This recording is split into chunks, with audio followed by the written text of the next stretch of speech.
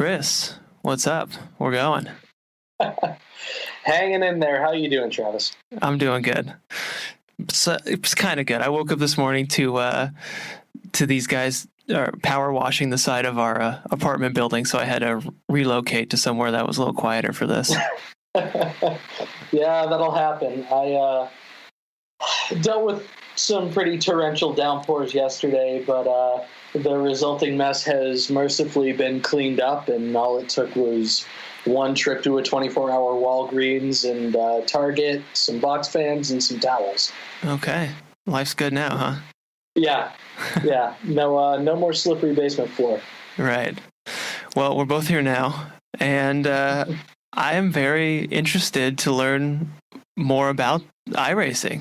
Like, I've always wanted to race, get into it. I watched whatever Ford versus Ferrari, all these movies, and Steve McQueen racing and stuff, and it's awesome. It seems so fun, but who the hell am I? I have no idea how to race or anything like that. How am I going to do this?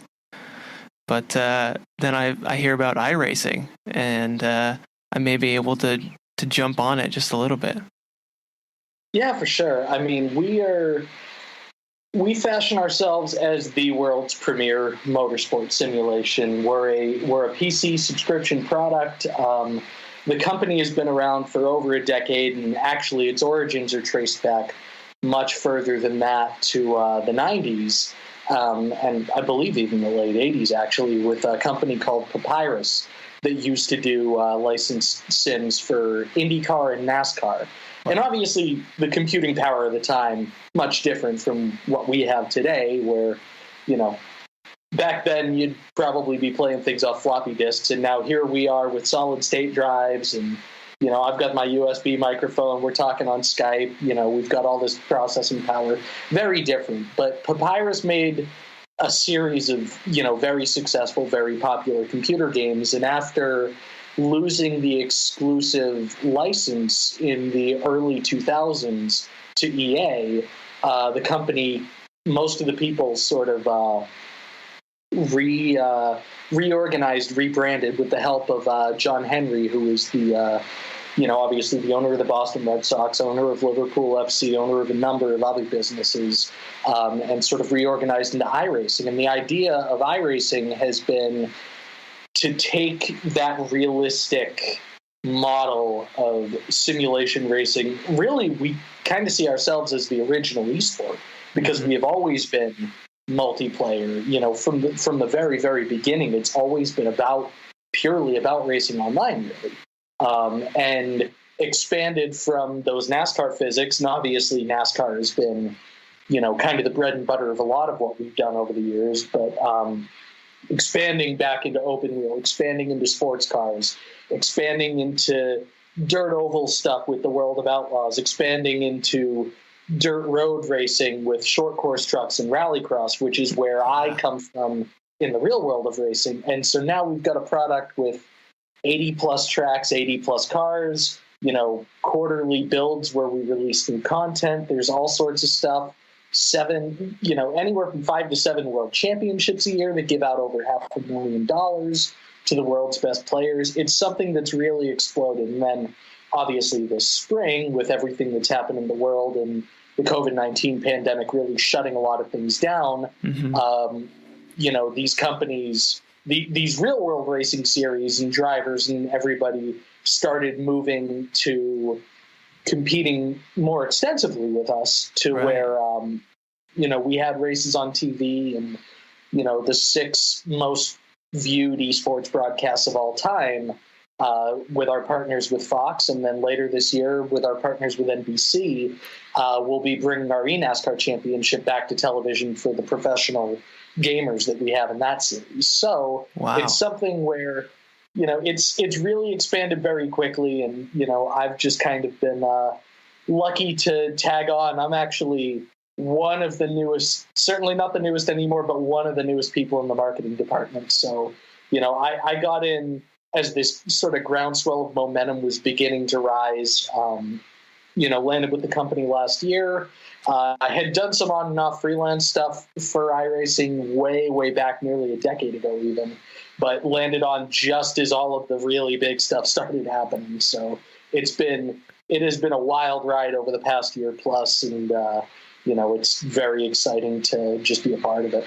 Yeah, well, very cool. It's awesome to watch, and like you said, putting this stuff on TV, like watching this, it's almost, I'm confused sometimes whether I'm watching a game or a real like broadcast of something. It looks so good. Thank you. Yeah, we've got such an incredible art department that just bust their tails every and I'm not the right person to get into the details of their story, but I will say that, one of the things that we do that really sets apart what our tracks drive like, feel like, look like versus, tracks that you might get in a more arcade type simulation. We actually send people out to physically scan all of these tracks, just every inch of the surface, every bump, every rut, every on and on and on, to make sure that they look and drive as realistically as possible. And our art team, I can't say enough about what they did during the spring with all of the stuff that we did with NASCAR. They were updating tracks every single week, and it would go that we'd have a race on Sunday, and then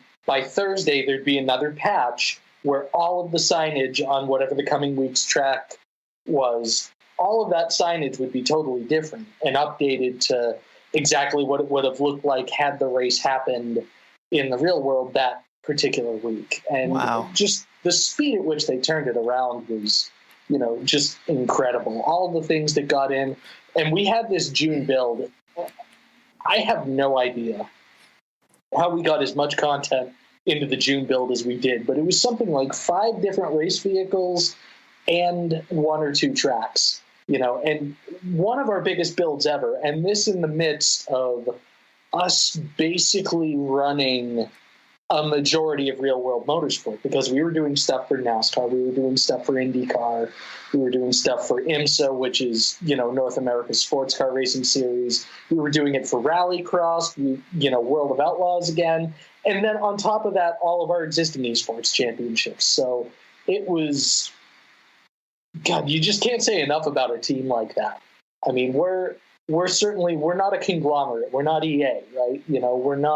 We're not a business like that. We've got a hell of a team for the size of a company that we are, and that we were able to accomplish as much as we did so far this year, knowing the situation that we were in, knowing the situation that everybody was in, and how many people were relying on us. Those are the kind of people you want in your corner in the business world. I'll tell you that. Yeah, man. So jumping back then too, is this, when you guys were first Papyrus and everything like that, was this first and foremost kind of to simulate real world racing, or is this like a video game for fun? This is much more of a simulation. iRacing is much more of a simulation-oriented product. There are things, there are some options when you set up hosted sessions by yourself where you can, say, turn damage off or, not race in first person. If you really want to, if you really, really want to make it casual, you're able to. Uh-huh. But it's primarily, first and foremost, it is built as a simulator. And it's a product that a lot of people in real world motorsport rely on, use very heavily to get prepared for, various races. If it's a track that they've never seen before, or if it's a car that they've never driven before and they're going to get in. Dale Earnhardt Jr. is probably the most well-known of our advocates, and he's been an advocate from the very beginning. Mm-hmm. Somebody who, when we started trying to bring in real-world teams in esports, Dale was one of the first people to say, yeah, absolutely, I'm in. We'll do a junior motorsports esports team. So they've always been very forward-thinking over at JRM, and Dale has really been one of the biggest behind that. But there have been a lot of drivers who have chalked up real-world success to what they've done in iRacing, just to sort of build them up. There's in the NASCAR Truck Series, you've got a driver, Ty Majeski, who, one of the highest rated iRacers of all time. And Ty has converted that into a ton of real world success. On the, on the NASCAR Cup side as well, you've got William Byron, and William Byron's career sort of launched because he was such a talented iRacer, and the list goes on. If I started trying to name off too many, then I'd probably think back later and realize, oh God, I missed this guy. Oh God, I missed that guy. Right. We're fortunate in that we have a very long list of people who have really used iRacing to help them make more of their respective careers, and it's helped them progress up the ladder more quickly and get to racing's highest levels. And that's not just limited to NASCAR either. You've got people, of all different forms of motorsports, big names, Indy 500 winners, Formula One race winners, guys like that who are all, devoted advocates of the product. And that really is one of the biggest things for us, is having those kinds of people that are backing what we do and supporting what we do and advocating for the people that they work with to help us create a more realistic product, because then they're able to turn around and go use it, especially now, because in 2020 people are very, very limited in what kinds of real world practice they can get. It's just, it's because of COVID and because of all of the travel restrictions and how careful everybody needs to be. I mean, you're basically at NASCAR, the first laps you're taking are the warm-up laps before the green flag. There's no practice or qualifying anymore this year. Wow. So if you're jumping in, and it's funny, we're doing this interview on a Friday, and tomorrow night Travis Pastrana is going to be running a NASCAR truck race for the first time in 3 years. And Travis has done NASCAR on and off, but it's really, it's funny because Travis realized, man, I am getting zero practice before I jump into this thing. I am just jumping in, and so he's all set up. He's on his iRacing rig, and he's been turning lap after lap after lap in the truck at Kansas, and just, remembering the sight lines, remembering the braking points, everything like that, that you're not able to do in the real world anymore because you don't have those practice sessions. So it's, it's a really symbiotic relationship between what we do and the real world, and those who have put their energy into that, those who have, really supported that, have been able to reap the benefits.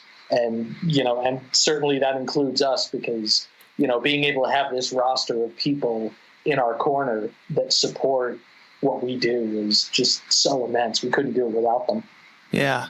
Well, no, it's incredible. And I mean, it's great that you guys exist and are so realistic, and real racers can use you guys, because racing is not like playing the piano where you can just, you have the piano everywhere you go. You can just sit down and play it whenever you want. You can't, you have to go get a track time. Even a professional racer, I'm sure, doesn't, it's hard for them to get as much practice time as they want or, really need. But having you guys to kind of fill that gap is incredible. Oh, especially in this day and age. I mean, motorsport, and I got to see this firsthand, really, in the half a decade that I spent in the real world working with Global Rallycross, is motorsport does not always do well in managing cost. And I've said that as nicely as I possibly can. Costs can balloon. I mean, everybody always wants unlimited resources, right? No matter what you're doing. But there are times when you start writing blank checks and not really budgeting for the future, and things start sort of going out of hand. And, real world motorsport has dealt with this crisis time and again over decades and decades. And, formulas will get built way, way up to the point where the cost no longer makes sense, and then you've got to bring them down. And, what's the first thing that you can cut, that you can regulate, is you tell everybody, hey, you're not testing anymore. Test sessions used to be a very, very common thing in, certainly in NASCAR. And you would go to the track a few weeks beforehand, you'd turn a bunch of laps, yeah, about 15, 20 years ago, that went, they killed that because it was just such a huge expense. Now, if you're lucky enough to get selected to do a tire test when they're developing a new tire compound, you might get to go to a track and turn laps early, but you also know that you're probably not getting the call again for another few years because they try to cycle it through evenly for everybody. So it's one of those things where, yeah, if you're going within the world of iRacing, then the track time's unlimited. The crash bills aren't there, the fuel bills aren't there, the tire bills aren't there. Yeah. It's instead of the tens, even hundreds of thousands of dollars, that you could spend on various test sessions throughout the year, it's the cost of whatever car you want to drive, whatever tracks you want to drive, and obviously the sim comes with a good amount of free cars and free tracks as part of your base level subscription anyway. So depending upon what you're looking to go into, you may not need to spend too much more money on top of that in the first place. So, it's one of those things where it can certainly add up, and racing is no doubt as expensive for anybody as they want to make it. Mm-hmm. But, compared to what you would be doing in the real world, if you just scheduled tests and track time whenever you wanted, it's pennies comparatively. It really is. Right, yeah. And you just sit there in your underwear, too. You don't have any commute or anything like that. It's funny what some people race in. I've heard some stories, and I'm not going to relate them because I wasn't a part of the company at the time, so they're not really mine to tell. But there are all sorts of drivers who prefer to race all different ways. Some guys prefer to race barefoot because they feel that they're more controlled in the pedals. There are guys who want to race shirtless. There's all sorts of things. I mean, I'm not that way. I would never be that way. I much prefer to have everything that I would be doing in the real world. Because I don't drive in the real world barefoot, so I'm not going to drive with a sim pedal barefoot. I'm not used to that. That's weird to me. Right. It just doesn't feel right. But then again, I am also probably the worst iRacer in the office in terms of skill level, so maybe I'm not the person to take advice from. Right. And then, so we talked about, how real racers are using this to train and stuff, but what about the flip side? Are there guys who get started on iRacing and sim racing and then convert those skills into the real world? Yeah, and that's what, like Ty Majeski and William Byron, those two names that I brought up earlier, they're probably the best examples of that. But I think what we're trying to build for the future is something where a lot of the guys who are in, our top series right now, whether you're talking the eNASCAR Coca-Cola iRacing series, the Porsche Tag Heuer Esports Super Cup, our World of Outlaws series, whatever it may be, we're certainly trying to build a platform to where we can bridge that gap to the real world. Where it's really difficult is how much it costs to run, real events, even events that aren't that costly, like a super late model. It can still add up. And if you're not fairly well sponsored, or if you're not coming from money, it can almost be impossible to break in. But, we're certainly trying to build a product where the guys who are able to break in can be successful very quickly. And I think that we've done, I think the past decade or so, some of the drivers who have been able to come through, have demonstrated that, it's, and I can see there are a bunch of different drivers that are in our eNASCAR series, in our Porsche series, that I think if they got into a real car and had a real season, of resources, I think they do very well. I think it's hard to expect anybody to go win a championship in anything out of the gate, but I think they would all do very, very well. The prize for a lot of different championships, world championships that we have, actually is a track day with various different vehicles. Last year with NASCAR, we had a couple of drivers that got into a super late model for a test. For example, World of Outlaws, every year we send those champions to Charlotte in November as part of their real world championship, and they get to do some test sessions. So we certainly are trying to bridge that gap because, if you're able to get good in the sim, then maybe that's a couple of years worth of dollars that you're not blowing on a dead end career path. Mm-hmm. I mean, and I hate to phrase it that way, but again, motorsports is really, really expensive. If you don't have a sponsor, or if you don't have family money behind you, your career can end before it really gets going. But, these kids who are running in these esports championships, and I shouldn't just say kids because, we certainly have some teenagers, but we have some drivers, up in their 20s, up in their 30s, on and on.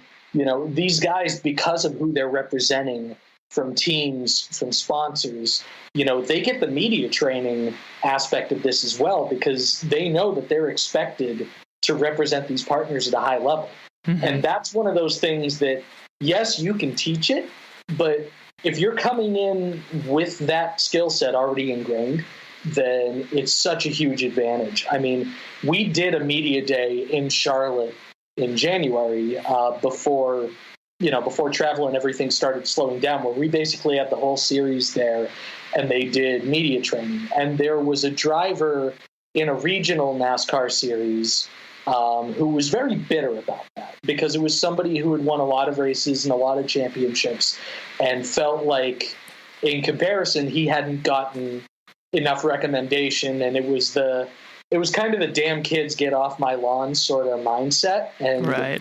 The way that our NASCAR drivers responded to it, they were so mature, they were so reasoned, they weren't dispassionate, but they weren't saying things that would embarrass anybody, would throw anybody under the bus. Every single one of them acted in a way that we could be proud of, that NASCAR could be proud of, that their sponsors and their teams could be proud of. They all did such an incredible job in standing up to being challenged by somebody who, whether it was bitterness or just not really understanding the difference and understanding the concept, they did such a great job of standing up to that and handling that situation. And that's the kind of thing where, if I'm a team principal 5-10 years down the line, I'm looking at kids, who are coming out of esports that might be in their late teens, early 20s. If I'm seeing them respond that maturely off the track, in places like Twitter where it's so easy for something to become a cesspool so quickly, mm-hmm. I'm looking at those kids and thinking, well, that's somebody I can trust to make mature decisions on the track as well. I can trust that kid not to tear up equipment. I can trust him when he's away from the track not to party super hard that, he embarrasses our sponsors or whatever. I can trust these people, because they do a good job of representing themselves. And it's such a multifaceted concept in building drivers. And it's something, again, I was experienced with that in the real world. We had a lights class in GRC where we had a lot of drivers who were just sort of coming up there. And it was important for us to teach them those media skills. I mean, I had kids who, the first time I talked to them, they're, 16, 17 years old. And, I'm asking them a question and they're giving me maybe 2 sentences. And, a few months later, you ask them another question, do another interview, and you're getting a detailed, thoughtful answer, it's not just corporate talking points either. It's a reasoned, measured explanation of what's going on track, how they're adapting to different driving conditions, on and on. It's something where I think you're going to see a lot of drivers in the future that come from the sim racing world, whether it's us, whether it's any other product, and they're going to come in and they really are going to be the total package. They're not going to have a ton of real world experience, necessarily. And yeah, that can be a detriment because there is a lot more driving by the seat of your pants in the real world. But, again, it's made such a difference for so many drivers moving up the ranks that, I think you're going to get to a point in the future of real racing where just about everybody who you see in there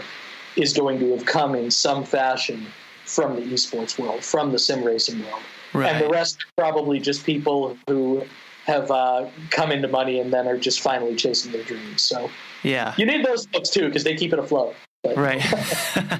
We need the rich guys. But that's what's fun about your product too, is that somebody like me who, I'm not going to be a professional driver or anything like that, but and I'm interested in racing and I want to try it. So I can get on iRacing and, have fun and do this. And to me, it just feels a little bit more meaningful, or I guess meaningful, when I know that it's simulating the real world. Like it's simulating the real thing. And maybe, one day a year or something, I could get out on a real track and go drive too, So that, I love that aspect of it, that it's kind of bringing the real world to just, casual people like myself. Yeah, no doubt. And I mean, just some of the drivers who get on it and, regularly and want to have fun with it and want to hone their skills and all sorts of things. One of the things that I've been lucky enough to do in the, over the spring, we did the IRX series, the iRacing Rallycross series, and most of our biggest names were kind of struggling to make the final. They were Rallycross is tough anyway on iRacing, because unlike the real world where you had a 10-car final and 12 cars would show up, we have a 10-car final, but 28 cars would show up. Uh-huh. You can imagine there's a very different level of competition to try to make a final like that. Right. And a lot of those guys, they still wanted to race, they still wanted to have fun, but they wanted to do something different. And, just kind of as a self-deprecating jab at themselves, called it the LCQ League, and they do that on Monday nights. And I was lucky enough to be asked to be the guy who kind of sets things up for them. And basically what it is they'll do 3 or 4 races a night, and they don't know what they're doing. They're not told until the session goes up what car they're driving, where they're driving it. So it's literally just jump in and have fun. And it's all these guys, Pastrana is one of them. Connor Daly has kind of been the linchpin of this, where we've been streaming on Connor's Twitch, and, but you've got an Indy 500 winner in Alexander Rossi. You've got, guys like Ed Carpenter and James Hinchcliffe who have sat on the pole for that race. Scott Speed has done a few. Scott Speed was the last full-time American driver in F1, I believe. Rossi did some F1, but I think he got in there partway through the season. Brandon Semenuk, who is a pro rally driver, but also one of the world's best mountain bikers. Chad Reed, Supercross champion. Bilko, who is an FMX star. You've got this hugely deep roster of all these drivers, and God, I hope that they're not listening, because I'm sure I forgot somebody and I'm going to get an angry text message. But it's so they've been going through and just started having fun. And one of these nights, we finished all the racing, and 3 or 4 of the guys, they wanted to keep racing. They were like, well, our wives are out at wine night or whatever, it's the kids are in bed, I've got a couple hours to myself. Let's keep driving. Mm-hmm. So all of us, and I usually don't drive. I've got some hardware issues right now, so I'm using an Xbox controller. You can do it. I don't recommend it. You will not be fast. Mm-hmm. And you won't get the experience that iRacing is designed for. Yeah. But so we were jumping into some public lobbies and doing some races at Daytona. And so you've got these random, you've got a dozen random people from around the world, and they're sitting there and they've got an IndyCar race winner, a Supercross champion, a freestyle motocross rider, all just sort of rating their sessions and coming in and racing. And it's like, you can deal with that anytime that anytime that you go into iRacing, you can jump in a public session and there might be Dale Jr. and there might be, there are a lot of NFL players actually who are pretty avid iRacers. AJ McCarron, the quarterback he's played for multiple teams now. Kyle Long actually has a team in our eNASCAR series. Very, very talented defensive lineman.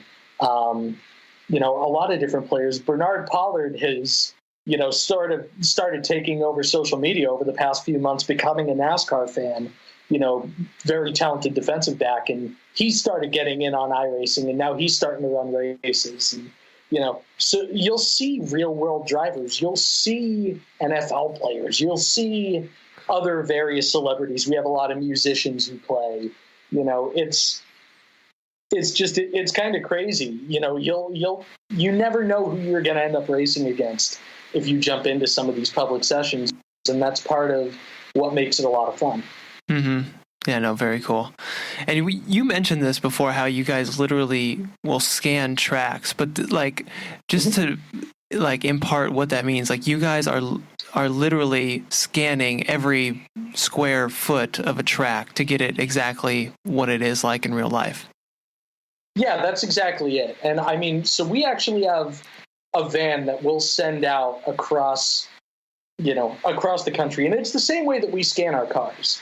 We'll send our personnel out, with all of our equipment to just get every bump, every building, every square inch of all of these different facilities, to make sure that they're realistic. It's not the same if you're building it solely based on eyesight and on visuals.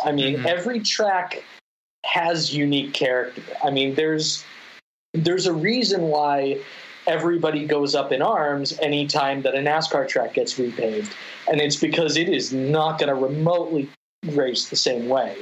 Worn pavement and fresh pavement do completely different things to tires, especially at that level where you're talking peak performance. But these dynamic track conditions, all this stuff, by having those laser scans and, by just having all of this technology at our disposal, it allows us to create a more realistic product. It means that it'll take longer sometimes for something to come out. There are certainly other products out there that may have beaten us to various vehicles or various tracks, or maybe we didn't have a license for something yet, or maybe we're just taking the extra time to build it, but it's one of those things where building it this way is what's going to give our users the most realistic experience. Sure. Maybe the only exception really to this is a lot of the rallycross tracks are actually designed by iRacing, which, coming from that world, I admit, being kind of a purist, it kind of bothered me that we didn't have more real ones in there. Then we did the series in the spring with all the pros, and they liked all of the fantasy tracks better. So now I'm like, you know what? Give the people what they want. Right, yeah. But man, and that's, you mentioned all this too, but where iRacing will literally change it'll account for the temperature of the pavement that the track is, or that'll affect how your car behaves when you're driving. Oh yeah. Whether it's track temperature, there's humidity. If clouds show up, it's the funniest thing is, so we run a service-wide Indianapolis 500 every year, right? Uh-huh. And it doesn't matter who you are, as long as your license levels and ratings are high enough that you're capable. So basically that you didn't just sign up yesterday. You can go make a qualifying attempt for this Indy 500, and we'll run a ton of different splits. So the Indy 500 in the real world is 33 cars. So we'll have all 33 car splits. So if 3,300 people show up, then we're running 100 concurrent Indy 500s. But you've got, the way these Indy 500s are broken up is we do real world style time trial qualifying. And the discussion every year is whether we have dynamic weather or if the weather is going to be the exact same for everybody, because one little cloud over turn 3 can make all the difference the same way that it does in the real world, and regardless of where anybody falls on that line, it's one of those things that people have a spirited debate about every year, because it makes all the difference in the world.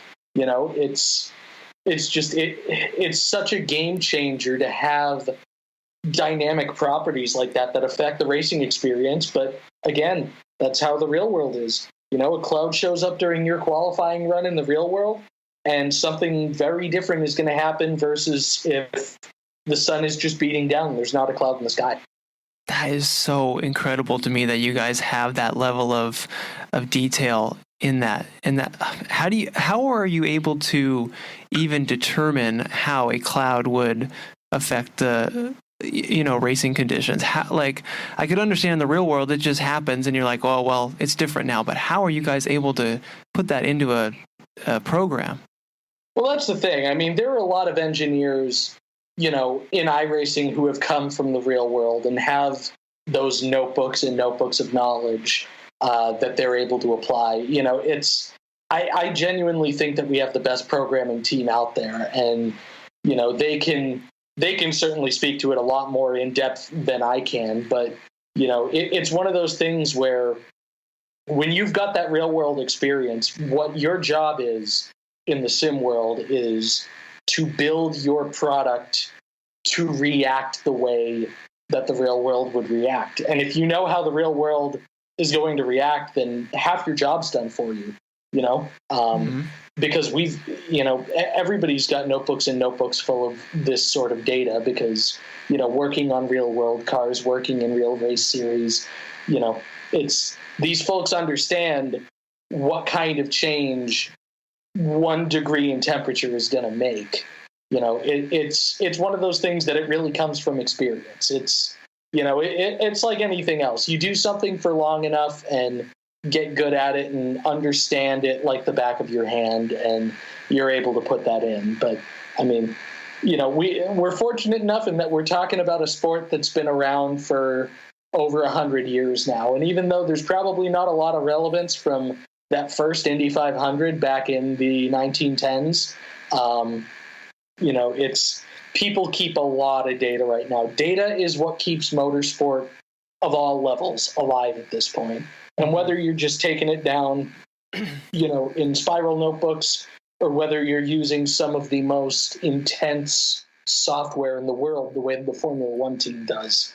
I mean, there's such a wealth of information out there that people are able to take advantage of to just make these things as realistic as possible. I'm just not the guy who writes the code on it, unfortunately.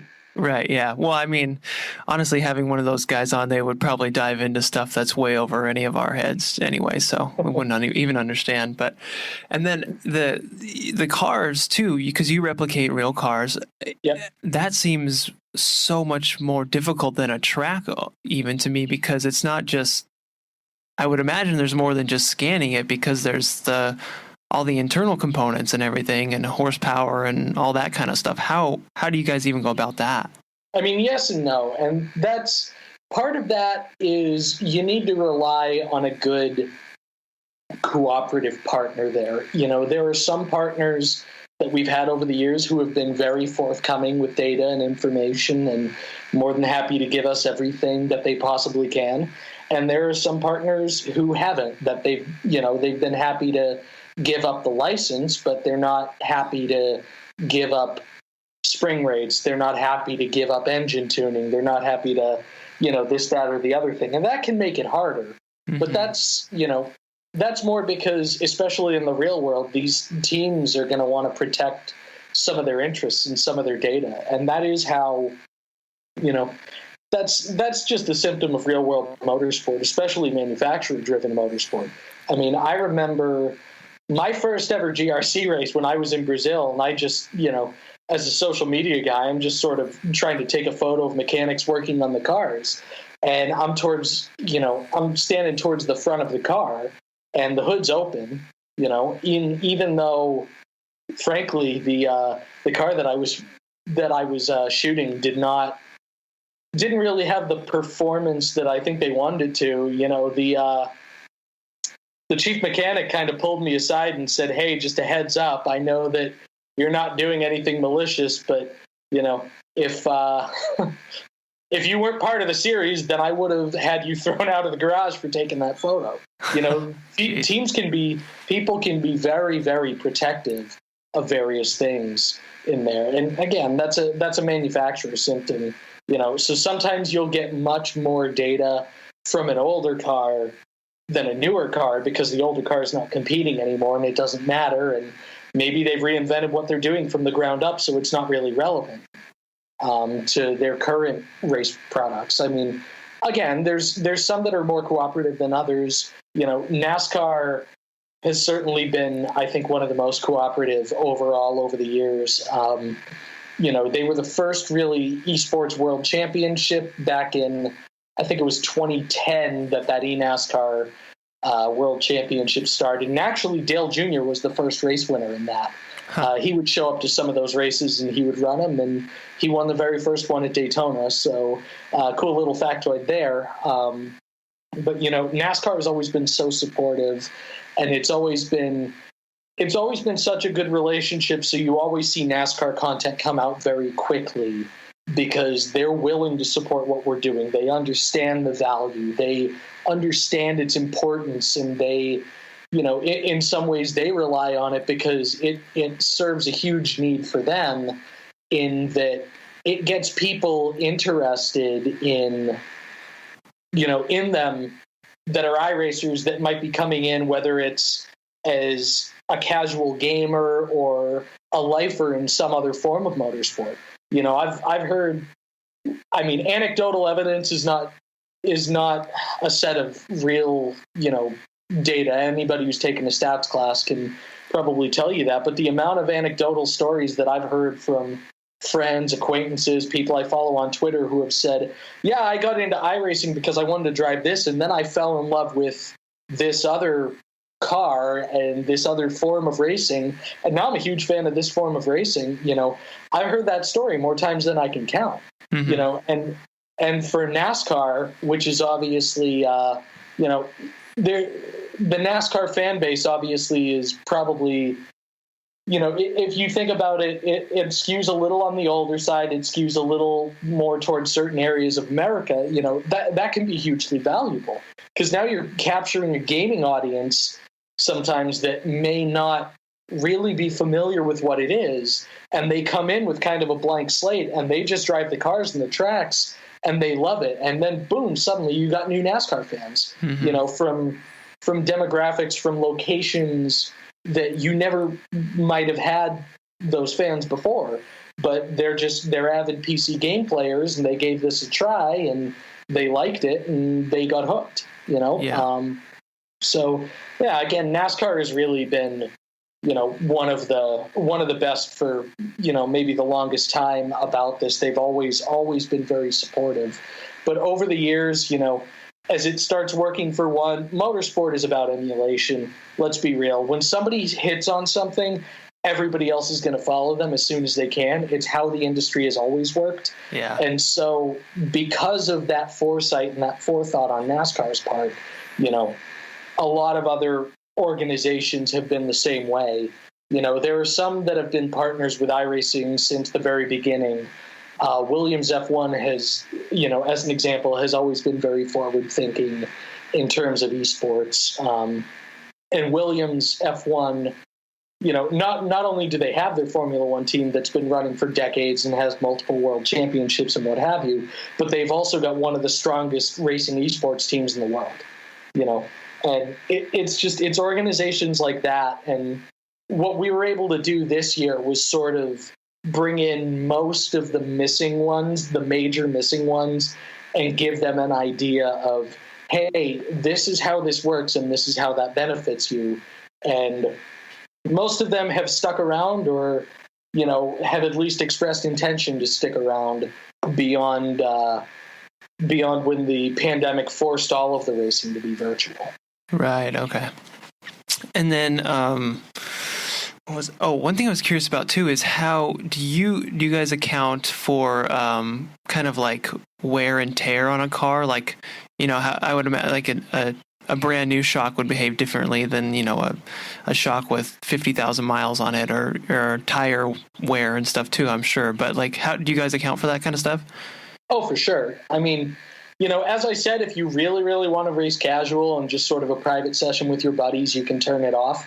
But default and in most places it is on and it is realistic, and one little scrape in the wall can change everything for you. If you if you run up too hot, we actually, the first eNASCAR race of the year at Daytona last year, 2019, you had a couple of teammates who were trying to work together, and one of them wasn't cooling his engine temperature the way that he needed to, and he blew his engine trying to draft because he just ran it too hot and it let go.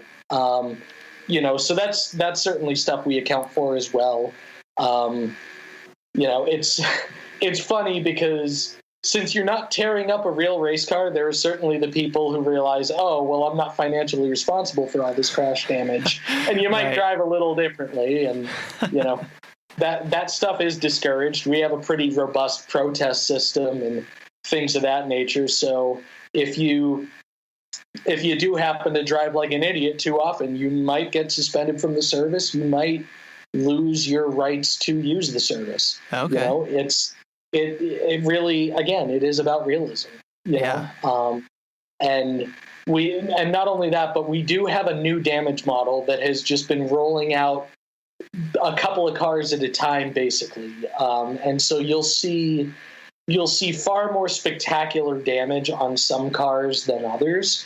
Where more pieces might fly off, where wheels might fly off, where, just all the sorts of things that you would see in the real world. If you really had a bad time, you'll deal with that stuff. So it's really important to drive as carefully as you would in the real world. And not necessarily carefully meaning slowly, but carefully meaning, deliberately and, just not trying to make the hero move in turn one of lap one from the back of the grid, because you're never going to win the race in turn one of lap one. Mm-hmm. This isn't Mario Kart where you can just drive off the track and then get placed back on and you're good to go.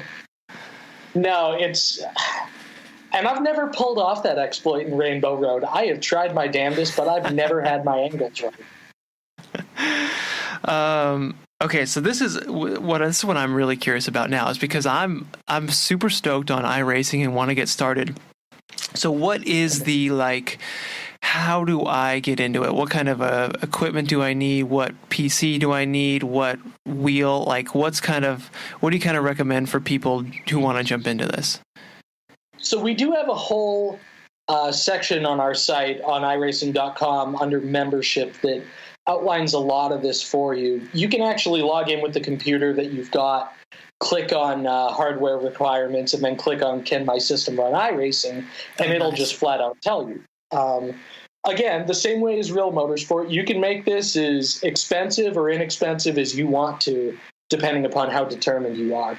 There are a lot of consumer-grade wheel and pedal sets out there that will only run up to a few $100s, that are very durable, that are very responsive, that offer force feedback, which is that wheel shake that sort of tricks your brain into, having that almost... It tricks your brain into thinking you have the seat of your pants feeling, kind of, right? Right. Okay. And then, there's more intensive stuff out there. There are guys who spend tens of thousands of dollars on rigs, with that full-on immersive force feedback because they want it to be as close to the real thing as possible, But you really can get started for, a few $100s for the wheel and pedal set.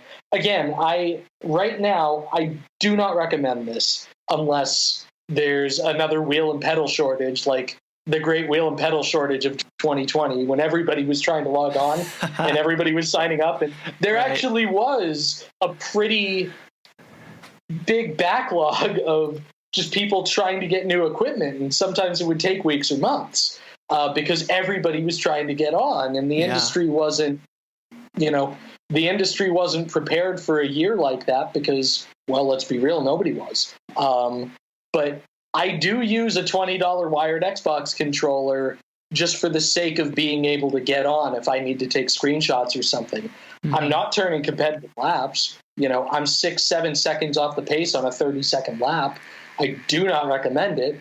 There are a couple of guys out there who are good enough that they're able to do something with it, but again, it's not what we're designed for. You should be racing iRacing with the wheel and pedals, and whether you want to buy sort of a setup for it where, there's specialty hardware where you can feel more like you're in the seat of the real thing, or whether you just want to clamp it to your desk and use a chair from the kitchen table.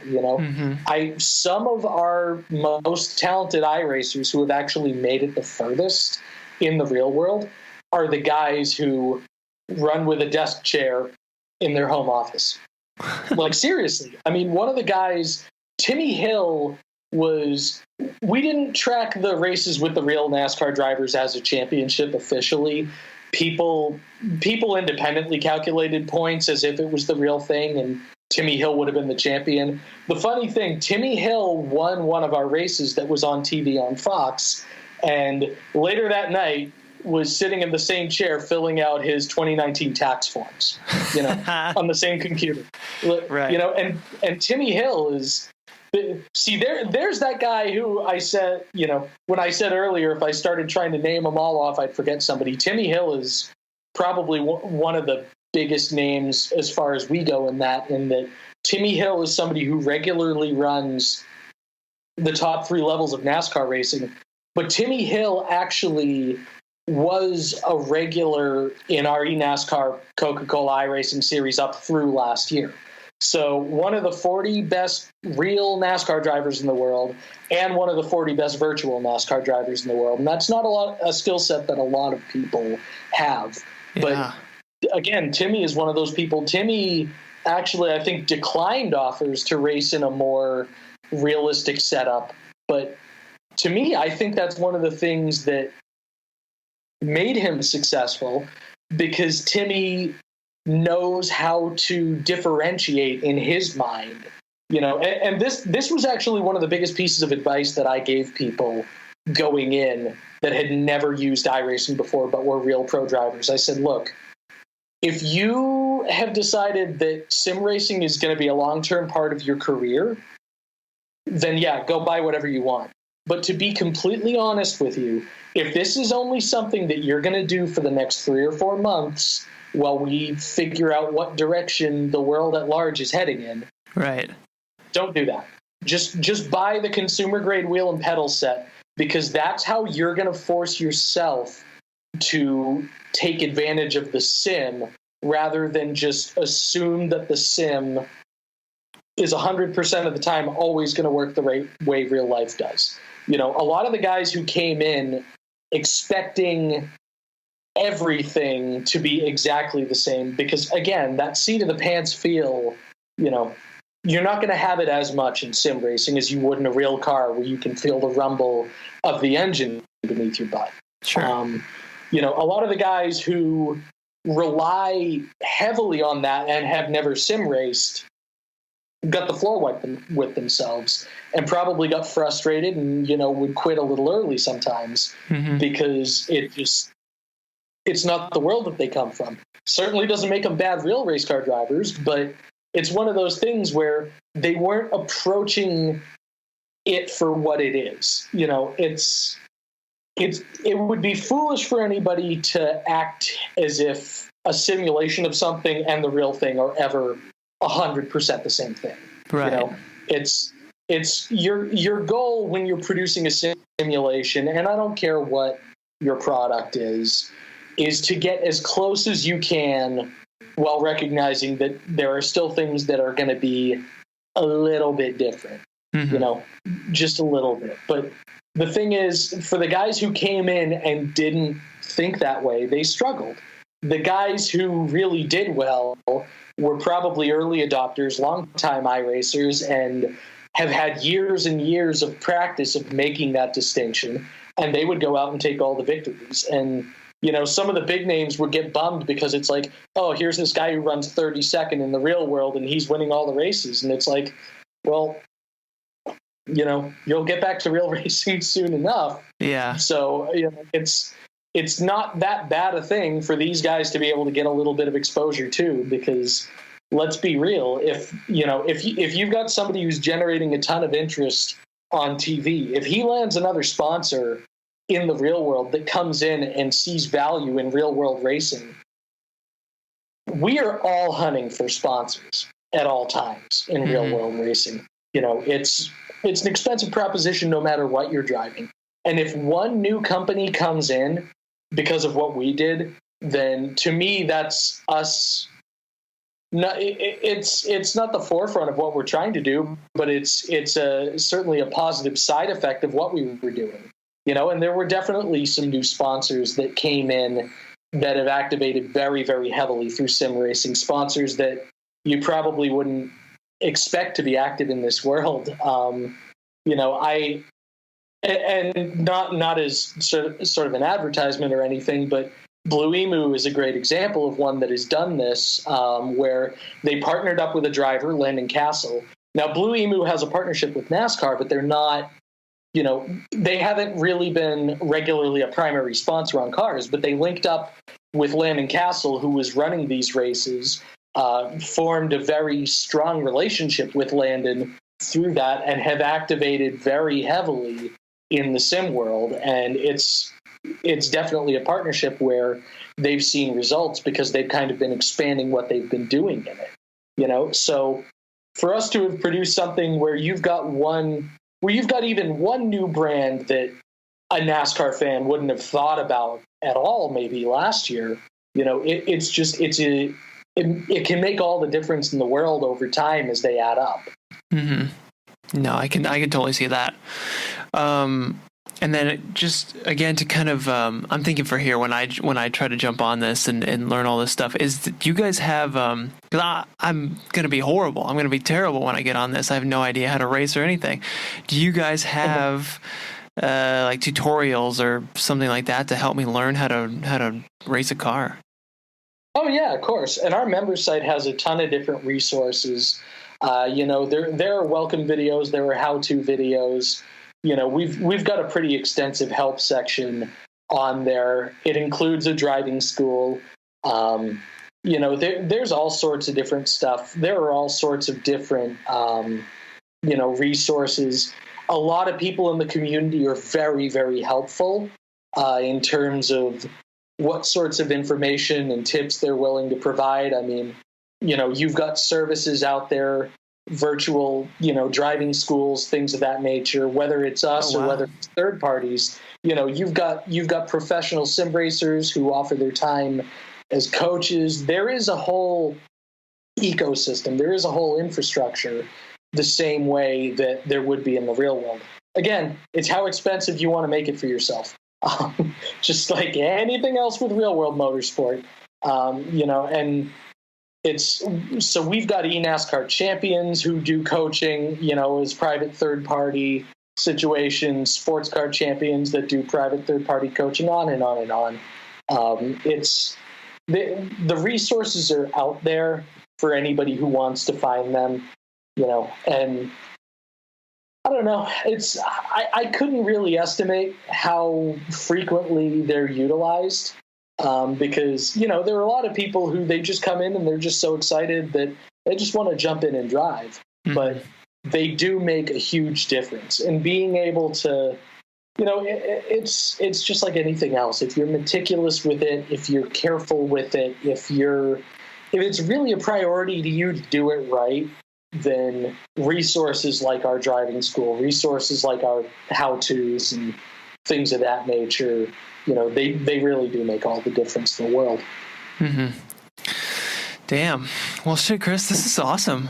I'm so excited talking to you and learning about all this stuff. I really can't wait to jump on and try all this stuff. So I'm so glad that you guys are around, that iRacing exists, and you're putting so much incredible detail and effort into replicating tracks mm-hmm. and cars. To me, it's freaking mind-blowing that something can be created like this. So I'm glad you guys exist. I really appreciate this. Yeah, for sure. No, and it's been, certainly for me, it's been a ride sort of getting to be involved with this. Because again, coming from real racing, and the time that I spent in real racing, there are a lot of inefficiencies in the world of real motorsport. There are a lot of times where people, care more about doing things their way than the right way. There are a lot of times where people throw money at things for the sake of throwing money at things. There are, if you tried to write a book on just all the times that happened, you wouldn't be writing a book. You'd be writing an encyclopedia set. Right. You don't have to make those mistakes in the virtual world. And to me, that's one of the most fun and exciting things about it. I mean, obviously coming from Rallycross, my pet, I don't really want to call it a pet project because I see the value in it regardless. But one of the biggest projects I work on is iRacing Rallycross, in terms of promoting those races, promoting the World Championship, promoting the All-Star events. And to me, I came from a series where per car, it would cost about $4 million to run for the season on a top-tier team by the end of when we were doing it. And you were only doing 8 events and 12 rounds because 4 of them were double headers. It wasn't something that made a lot of financial sense. The cars, when they were built new, would cost more than $500,000. When I got hired, I would tell some of the people in the marketing department these numbers, and they literally called BS on me. They were like, I could buy 2 sports cars, racing sports cars homologated to go run Le Mans for that price. And I'm like, I know, that was the problem, Whereas when I came in, it was about the same amount of events, and it only cost $1 million to run up front for the year. So over the course of 5 years, the spending quadrupled. But you go into iRacing, and if you don't have brand loyalty, you've got a free rallycross car sitting in front of you, and you've got multiple free tracks sitting in front of you, and boom, you can go start your rallycross career. So when I've been talking to real world teams about coming in and doing IRX events, whether it was the All-Star stuff, whether it was the World Championship, when you take away all of the financial hurdles that they had to deal with in the real world, and they look at this thing, they're like, well, we get all the fun stuff that we liked about this as a marketing product without having to write off 7 figures every year.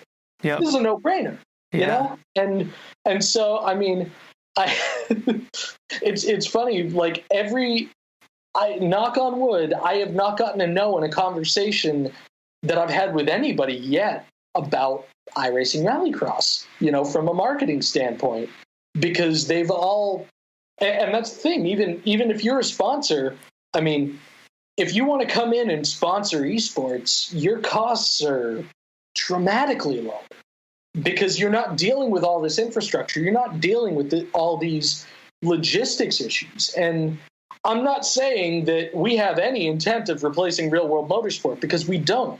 We're a simulation product, right? What good is a simulation if you're not simulating something? At that point we're something very, very different. And you're talking about an entire field of business that has gone under. But when I show the numbers to people, and when I talk about getting involved in something, it's a reasonably low cost spend with a decent amount of bang for your buck, because you're not dealing with the cost of shipping something halfway across America. You're not dealing with man hours and putting up a tent and activating and hoping that you get, a few hundred conversions on site at a race event. You're dealing with a live stream, and you're dealing with something that people can go back and watch repeatedly forever. And your branding is on that scoring ticker, or your branding is on those virtual race cars. Or if you're a race team and both of your cars get yard sailed flying over the jump because somebody was a little too confident, you're not talking about $500,000 in written off equipment. Right. You're talking about somebody hitting a reset button, and maybe on Monday you have a conversation about how, lap 1 probably wasn't the time to send it that hard over the jump. But nonetheless, you're not dealing with a bunch of PO'd mechanics who are having to fix whatever you dealt with, and your sponsor or your family or you yourself aren't having to write a big check to cover all the damages. Right. It's an infrastructure that hasn't gotten inflated to a point where it doesn't work the way that other real world motorsport infrastructures can very easily get inflated to those points. And like I said, believe me, I was with probably one of the most painful and heartbreaking ones in GRC. But, man, when you quadruple the cost of what the cars cost, when you're building temporary tracks that get taken down after 3 days and what all that costs, Jeez. it became something where the running tally never made sense, and it was never going to make sense that way. And it's just not, they're problems that we don't have to deal with. There are things that we're never going to be able to replace in the real world from a marketing standpoint in doing that. We can't pack tens of thousands of virtual spectators like on the ground where they're feeling the rumble of the cars and where they're smelling the tires and the fuel and whatever. Sure. But it's something where you can make a lot of business sense around esports if you do it the right way. And it's not as hard to do esports, in my opinion, the right way as it can be to do real world motorsports the right way. Right. Well, so should we send people to iRacing.com? Is that the best place to send folks to? Yep, iRacing.com, iRacing.com/membership. If you just want to sign up right away, there are a ton of different options, whether you just want to try it out for a couple of months or whether you want to go all in and subscribe for 2 years. Right. And I believe we are running one of our steepest discounts right now. I will actually, that's the beauty of being on the computer while we're doing this, right, is I can just go in and check this and make sure I get things right. We are running 50% off all new memberships right now. So that is the absolute steepest discount that we ever do is 50%. So now is a perfect time. We crossed 100,000 members last year, and we ballooned over the spring. And if you're one of the 80 or so thousand people who just signed up over the past 6-7 months, thank you very much. And certainly a special thank you as well to some of the people who have been there for the beginning. We've got some members who have been with us for over a decade, including some real big name race car drivers. Scott Speed is a name I mentioned. Parker Kligerman's another one. Ron Capps, an NHRA champion. They've all been a part of iRacing and racing regularly since the beginning. Landon Castle, who I mentioned a little bit earlier as well. And you've got all sorts of people, from, again, all different backgrounds that are iRacers, and it's really cool to be a part of. The racing is fantastic. You can find just about anything that you want to drive on four wheels within the sim, whether you're big on Formula One or NASCAR or IndyCar, or just want to launch some trucks in the air, which is probably my personal favorite, because I love the off-road stuff. It's the real world motorsport that I do right now. That is primarily kind of where I work, is within the off-road world. So, it's one of the, you can find just about everything you want. And there's enough free content out there too, that outside of your subscription, you may not ever have to spend another dime, because there's just so much out there. We've got people who they just love running Mazda MX-5s, and they'll race that series, and or they even just don't mind waiting for, whatever the current NASCAR or IndyCar is to go out of style, because when we update content, older content becomes legacy content, and it's sold at a steep discount. Nice. So, but again, there's stuff that you're guaranteed for free when you sign up. There is some stuff that is, fairly cheap, and then you've got a lot of stuff that is just kind of our premium content if you want to make your way up the ladder in all sorts of different esports world championships, or run endurance events as part of a team, or what have you. I mean, it's kind of lame to call it choose your own adventure, but you really can. Your time on iRacing is whatever you want to make of it, whether you want to run with public folks from around the world, whether you just want to get on with your buddies and set things up on your own. It's in a lot of ways, we're like a bunch of different racing simulations in one. And, it's certainly cool to be a part of that. We have an amazing team of people supporting us. We have an amazing team of people that are my colleagues that, without whom the experience wouldn't be anything like the way it is. And, we've actually got our own podcast, iRacing Downshift, that sporadically will interview some of those people who sort of support iRacing and have been advocates for us. And they talk about their experiences, and we talk about some of what we've got coming up in future builds and things like that. So, we do our best to keep everybody informed. But yeah, going back to membership right now, 50% off. That's about the best deal you can possibly get if you haven't signed up yet. Okay, sweet. No, I'm glad you guys have that. And yeah, thanks again, Chris. I'm so glad you guys are around and doing this, and appreciate you coming on and taking the time to share all this info. So thank you. Yeah, of course. No, thanks for having me. It's been fun, and hopefully we get a few of your listeners onto iRacing if they weren't already on board beforehand. Yeah, no, totally. Well, I mean, anybody listening, just go at least check out some clips on YouTube or something, because it is just freaking incredible how real this stuff looks. It is mind-blowing. So at least do that, at the very least. But all right, Chris, appreciate it. I'll let you go. Good luck on the basement, and have a good one, all right? Yeah, no, of course. Thank you, Travis. And well, the nice thing is that none of my sim stuff is in the basement, or at least the part that got wet. So right. We're good there. Just got to dry a couple rugs out a little more. There you go. All good.